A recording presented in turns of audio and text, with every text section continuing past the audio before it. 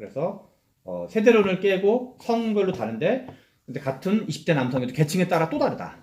그리고 그 계층에 따라 또 세습이 되고 있다. 그래서 제가 보기에는 어떤 그 세대, 그다음에 성, 그다음에 이제 계층, 세습을 이렇게 동시에 가로지르는 거를 이렇게 잘 차곡차곡 잘 정리한 거고, 그 소위 이제 조국 사태에 관련돼서 가장 제가 보고 잘 정돈된 글은 청관율 씨 글이었는데, 청관율 씨는 뭐라고 표현했냐면 20대 80으로 나눠져 있는데 20안에 울타리에 있는 사람들이 그거를 분노하는 거고, 20 밖에 있는 80%는 저거 뭐야? 분노도 안 한다. 그리고 그게 한겨레 신문이 20대 특집으로 한번 분석을 한 적이 있어요. 근데 거기서 거의 똑같이 나와요. 그래서 청관유 기자가 얘기한 거랑 요 책 얘기랑 이제 한겨레 신문이 식재를 이제 했던 거랑 거의 똑같게 나오고, 대충 뭐 그런 특징이 있고.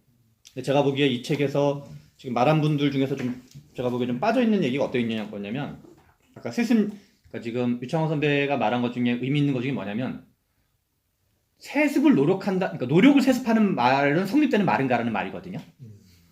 그러니까 엄마 아빠가 열심히 노력하는데 자식도 열심히 노력한다는 거잖아요. 그래서 노력이 세습된다는 얘기인데, 그러면 일종의 생물학으로 가게 되는 뭐 그런 건데, 그거는 성립되는 말인가라는 질문이에요. 저도 이제 상당 부분 동조하는데, 그리고 여기 또 뭐가 빠져 있냐면, 지금 이제 우리가 한쪽으로 막 휩쓸리는데, 우리 58페이지를 보시면 이게 세습이 격차가 막 커지다가 격차가 다시 줄어드는 데이터가 몇 번 되게 많이 나와요, 이 전체에서. 근데 지금 그러니까 58페이지 표 2-1을 보시면 2012년과 16년을 음영석 처리해가지고 10분위, 9분위, 8분위, 19, 8, 7, 2분위가 소득이 줄어들었다는 거잖아요. 그러면 엄마 아빠가 막 열심히 세습을 하려고 돼지 엄마 등등 했는데 이 기간을 왜 안 했을까? 그러니까 지금 일종의 아까 전에 가연 씨가 말한 거랑 관련된 건데, 불평등은 왜 증가하고 있는데 하는 원인 분석이 실은 혼재된 얘기가 나와요. 일종의 아까 말씀하신 것처럼 내부 요인으로서의 교육 결정론에 가까운 성격이 있거든요, 지금 여기서. 근데 교육 결정론이 맑다고 가정할 경우 왜 갑자기 줄어들었나? 다른 페이지 또 어디에 있냐면 85페이지를 보시면, 85페이지 보시면 맨 위에 첫 줄부터가 학력에 따른 임금 격차는 감소했다. 어쩌고저쩌고 쭉 나온 다음에 두 번째 문단, 이 같은 임금 격차 축소는 고소득자 임금 증가가 둔화되었기 때문이다. 그러면 돼지 엄마 등등이 열심히 했다가 갑자기 왜 임금 격차가 줄어들고 있는 거지? 고소득자 임금이 오르지 않으니 임금과 연관된 개인 특성의 영향을 줄어든 결과가 나온 것이다. 최상위 10%의 시간당 실질임금 증가율은 2008년 이후 연평균 1.1%에 불과하다. 1995년, 2007년 연평균 5.6%였던가 비교하면 4.5%포인트나 낮아졌다. 10년간 누적 증가율로 바꾸면 1995년, 2007년의 최상위 10% 노동자 시간당 실질임금은 총 10년간 72.4%가 늘어났는데, 95년부터 2007년 사이에는 2008년 이후에는 고작 11.6%에 늘어나는데 불과했다. 아까 말한 교육 등등은 학종이 됐건 뭐가 됐건 이때가 훨씬 더 심해진 거거든요. 그러면 그러니까 아까 전에 말한 교육이 불평등을 증가시킨 요인이라면 이 수치는 더 늘어나야 되거든요.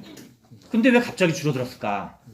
이건 절대 아니, 증가율이 둔화된 거잖아요. 경제율 성장이 줄어드니까. 아니, 그러면 옛날에 그 마찬가지죠, 그거는. 그 전도 마찬가지인 거죠. 성장했잖아. 아니, 그러니까 요때 성장률 차이 격차보다도 훨씬 더 적은 거죠. 그렇다 하더라도. 그러니까 이제 1995년부터 2007년 사이의 경제 성장률과 선배님 말씀하시는 거는, 근데 이거는 그렇죠. 그렇다 하더라도 아무튼 이거보다 훨씬 더 적은 거죠. 그리고 여기서는 최상위 10%를 얘기하는 거이거든요. 그리고 이거를 이제 우리 해경씨 코너 때 발제한 거에서 또 지금 이게 지금 2장이니까 당연히 여기도 많이 나와 있어요. 그리고 또 하나는 뭐가 있는 거냐면, 지금 이제 그 오토라는 사람이 이 숙련 편향 가설을 얘기했던 대표적인 사람이고, 이제 이 저자도 오토 걸 인용하고 있는데, 오토가 얘기한 거는 여기서는 이제 업무 편향 기술 발전 가설 또는 숙련 편향 가설이라는 거예요. 그래서 이제 루틴화 가설이라는 건데, 그러면은 루틴화 가설이 사라졌단 말인 거거든요. 아까 이제 우리 음영측 처리한 거랑 갑자기 95년, 2007년까지는 루틴화 가설이 작동하다가 2008년 이후에는 갑자기 루틴화 가설이 사라졌다는 얘기랑 같은 말인 거예요. 그러면 이거는 뭐지? 이게 실은 그래서 저는 책을 약간 정독하는 버릇이 있는데 책을 되게 늦게 읽는데, 이 책에는 실은 두 번의 굴곡이 나와요. 정독을 하시면 알게 되는데 2000년 이전에는 그러니까 소위 말하는 서영과 서성한 중경외시 그다음에 이제 카이스트 포항공대를 포함해서 2000년 이전에는 그 명문대 12개와 나머지의 격차가 별로 크지 않았다. 요게 하나가 나오고. 근데 아까 전에 그 이해찬 교육부 장관이 몇 년도였죠 시점이? 뭐 94, 5년도. 8년. 그쵸. 8년. 그래서 아무튼 2000년 이전에는 심각하지 않았다는 거예요. 그 이해찬 교육부 장관 할 때도 마찬가지였다는 거예요. 근데 2000년 이후에 팍 늘어나요. 근데 또 2008년 이후에 줄어들어요. 그러면 돼지 엄마가 갑자기 늘어났다가 줄어들었다가 무슨 교육도 무슨 우리나라 사교육이 갑자기 뭐 늘어났다 줄어들었다 이거는 말이 안 되는 거예요. 외고하고 연관돼 있는. 아니 이제 근데 이제 저는 지금 이제 제가 책 쓰는 것 때문에 계속 이제 한국 자본주의 불평등 변동사 같은 걸 계속 공부했는데 한국 자본주의 불평등의 변곡점이 몇 번 있어요. 근데 실은 그다음 하나만 더 보실게요. 거기 121페이지 한번 보세요. 그리고 제가 카톡에 올린 그림을 하나 같이 보세요. 121페이지는 뭐냐면 이게 유의하셔야 볼 게 뭐냐면 그림 4-2의 출생 세대별 부모의 고소득이 자녀의 고소득에 미칠 영향력인데 1980년이 저점이잖아요. 나이가 14세 시점이에요. 다시 말해서 이게 1994년이에요. 근데 제가 카톡에 올린 그래프 중에 첫 번째 그래프를 한번 봐주실래요? 이거는 그 한국노동연구원의 홍민기 박사가 만든 그 임금 진위 개수 그 중에 상위 10%여가지고 이제 표가 좋기 때문에 그냥 이 표를 쓴 건데 이 표는 좀 약간 정확하진 않은데 원래는 지금 여기 하단 있잖아요. 여기 내가 약간 좀 연도를 잘라버렸네. 여기 맨 밑에에 저점인 거 있잖아요. 이 저점이 우리나라의 불평등이 가장 낮을 때예요. 그게 1995년이에요. 그래서 실은 121페이지에 나오는 이 그래프와 제가 올린 그래프가 14년 차이로 같은 그래프예요. 그리고 여기에 고점인 거 있잖아요. 그러니까 1995년 이후의 고점 말고 1995년 이전의 고점. 이거의 맨 고점이 1978년이에요. 박정희의 중화공업의 절정기인데 그 곡선도 이거랑 같은 곡선이에요. 그래서 제 얘기는 뭐냐면 아까 이제 가연 씨 얘기랑 관련된 건데 다시 외인론이라는 거 제 얘기는. 그러니까 왜 60년대생부터는 불평등이 증가를 하고 세습이 되고 50년대생은 왜 세습이 안 됐냐면 1978년부터 1995년까지는 17년 동안 불평등이 줄어들어요. 이건 이제 제가 나중에 그 그래프 찾아서 다시 올릴 텐데 그거는 이제 그 우리나라에서 불평등 장기 시계열을 연구한 가장 그 대표적이고 권위 있는 사람은 두 명인데 한 명은 한국노동연구원의 홍민기 박사라는 사람이고 또 한 명은 김낙년 교수라는 분이에요. 김낙년 교수는 이렇게 사이사이가 좀 약간 비어 있게 하고 있고 이 사람은 이제 그걸 다 메꿔서 하고 있는데 홍민기 박사는 홍민기 박사의 그 이 해방 이후부터의 그 불평등이 이제 올라갔다 내려갔다 하는 곡선들이 있거든요. 근데 요 뒤 이제 우리가 5장 이후에 가면은 또 할아버지 세대부터 나오는 게 있어요. 할아버지, 아버지, 자기 이렇게 등등 한 3세대에 걸쳐서 나오는 건데 그 곡선도 한국 경제사의 불평등 변동 곡선과 똑같아요. 그러면 그게 이제 큰 틀에서 요거. 그래서 지금 혜경 씨가 발표한 2장을 제가 혜경 씨 발표문에도 이게 나와 있고 제 발표는 나왔는데 실제로 불평등이 변곡점은 변이는 결론부터 얘기하면 두 가지. 하나는 세계화 가설이 가장 강력한 가설이에요. 세계화가 거의 대부분을 설명하고 부분적으로 기술의 변화가 설명을 해요. 예컨대 은행업이 몰락하고 있는 건 기술의 변화예요. 그냥 무인점포가 많아지는 거고. 그래서 여기 이제 그런 사례들이 나오고 그래서 그런 경우는 업무 편향 가설, 숙련 편향 가설이라도 일종의 그냥 자동화 가설 같은 거죠, 일종의. 그게 하나가 있고 세계화 가설은 뭐랑 설명하냐면 아까 전에 이제 1995년 이거랑 관련되는데 그리고 이거 말고 다른 데이터를 보면 제가 올린 다른 세 번째 그래프를 봐봐요.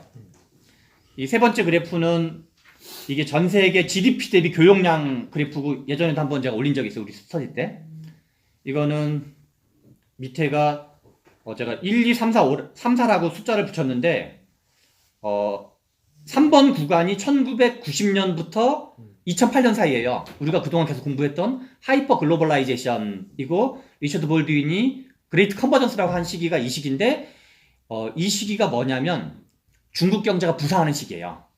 그래서 우리나라의 세계 한국 경제 그러니까 그래서 전 세계 우리가 그동안 계속 공부했던 거야 이게 그 안상훈 박사의 생산의 국제화 등등 한국 경제 고도 성장은 제가 올린 것 중에 2번 시기의 고도 성장 시기예요. 1970년대부터 90년대까지가 2번 경제인데 이게 박정희 시대예요.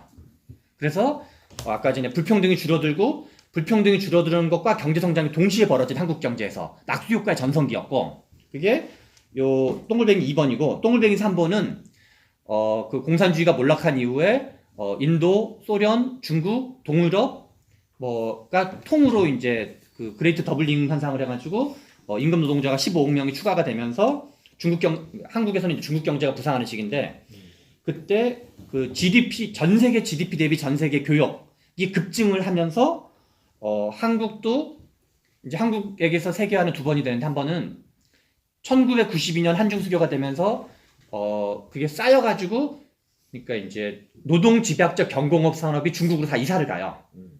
그 이제 80년 노동자 대투쟁 이후 임금 압박을 피해가지고 한국의 노동 집약적 경공업 제조업 자본이 중국 공산주의로 피난을 가는 거죠. 한국 자본이. 그래서 중임금 노동상이 통으로 사라져요. 근데 또 무슨 일이 벌어지냐면 그때까지는 중국이 전 세계에서 경제 규모가 크지 않았는데 2001년도에 또 한 번 변곡점이 발생을 해요. 그게 뭐냐면 중국의 WTO 가입이에요. 그래서 중국이 2001년도에 WTO를 가입하면서 2001년부터 딱 10년이 지나서 중국이 WTO 가입하는 2001년 시점에는 미국, 독일, 일본이 전 세계 제조업 비중이 훨씬 컸어요. 중국은 그것보다 훨씬 적었거든요. 그거를 중국이 다 역전시켜요. 그리고 우리나라는 그때 교역량이 대박을 치고 한국이 GDP 전체에서 수출 차지하는 비중은 박정희 때는 20% 내외도 안 되고 그때 50% 돌파해요. 실제로는. 그래서 그때 우리나라가 고도 성장을 하는 거고 참여정부 시절에 왜 민주정부가 집권했는데 불평등이 커졌냐 그런 거는 그냥 중국 때문이었던 거야. 그 무슨 워낙 그게 거대한 거였기 때문에 그래서 아까 우리 다시 이 책으로 돌아오면 2000년 이전에는 2001년에는 그 중국으로 가는 게 성격이 좀 달라져요.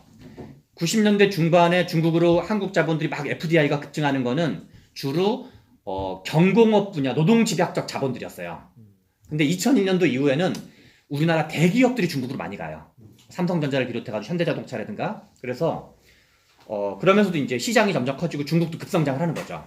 중국이 그때 이제 경제 성장을 급성장할 때인데 그래서 그러니까 전 세계 경제로도 그렇고 한국 경제로도 그런데 90년대 중반에 한번 하이퍼 글로벌라이제이션이 되고 근데 실제로는 2001년도부터 그거 하이퍼에 또 하이퍼가 이 슈퍼 하이퍼 글로벌라이제이션이 또 되는 거죠. 근데 2008년도, 2010년도에 되면서 무슨 일이 벌어졌냐면 세계 금융위기가 오면서 그때 중국이 뭐를 하냐면 내수화를 하기 시작을 해요. 그래서 중간재를 막 수출을 하다가 중국이 한국의 중간재를 많이 살 때 대기업이 잘 나간 거고 그래서 한국 제조업이 잘 나간 거고 그래서 일자리가 많아진 거고 그러니까 중국 특수였던 거죠. 한마디로 말해서.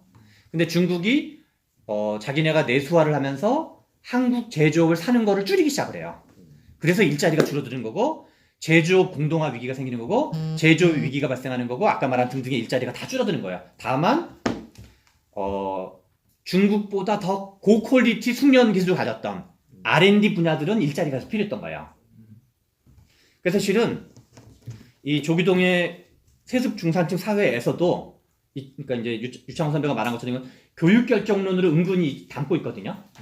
그리고 실은 예컨대 진보 쪽은 뭐 신자유주의 진보는 지금 한국 경제에 대해서 원흉을 뭘로 보고 있냐면 저는 이제 3대 개새끼론이 있다고 생각하는데 진보가 하나는 재벌 개새끼론이 있고 신자유주의 개새끼론이 있고 비정규직 남용 개새끼론이 있다고 생각을 해요. 근데 그것이 이제 저는 그 상당 부분 과장됐다는 게 그동안 제가 공부했던 내용이고 우리가 이제 계속 스터디했는데 지금 새로 등장하고 있는 새로운 개새끼론이 있는데 86세대 개새끼론인 거예요. 그러니까 저는 이 분석에 반대하는 게 아니에요. 분석은 매우 훌륭한데 거꾸로 이 분석을 디테일하게 읽으면 교육 결정론이 아니라는 거죠. 아까 말했듯이 교육 결정론이 맞다라면 1910년대 이후의 변화를 설명할 수가 없어요. 그래서 오히려 다시 웨인론이 맞다는 거예요. 그러니까 교육이 제로인 건 아니지만 교육의 영향이 제로인 건 아니지만 더 거대한 결정력은 세계화였던 세계화. 그리고 세계화 중에서도 중국과 한국의 국제 분업 구조의 변화. 그래서 중국과 한국의 국제 분업 구조는 딱 3번 바뀌어요. 그게 90년대 중반, 그 다음에 2001년도 이후, 그 다음에 2010년대 이후. 그래서 2010년대 이후부터 무슨 일이 벌어지냐면 불평등 증가가 둔화돼요. 왜냐하면 위에가 작살났거든요. 아까 말했듯이 상위 10%가 작살났기 때문에. 그래서 우리가 이제 분명히 문화자본이라는 건 있는 거죠. 그건 뭐 유전자로도 있는 거고, 그리고 엄마 아빠가 열심히 공부하면 자식들도 아무래도 맨날 엄마 아빠가 술만 먹는 것보다 그 당시 연합 분위기에 도움이 되는 건 뭐 명백한 건데, 근데 그거는 어떻게 보면 바람직한 면도 있는 거고, 그리고 어느 세계나 그런 거고, 그런 정도의 세습은 바람직한 세습인 거고, 그리고 물론 이제 국가가 도와줘서 해야 될 일이긴 하지만, 근데 제가 보기에는 이제 이 책을 제대로 디테일하게 읽더라도, 그러니까 데이터만 읽더라도 교육 결정론, 그리고 복합적인 것도 많지만 복합적인 거는 지식 자본주의 성격이 강화돼서라고 저는 생각을 해요.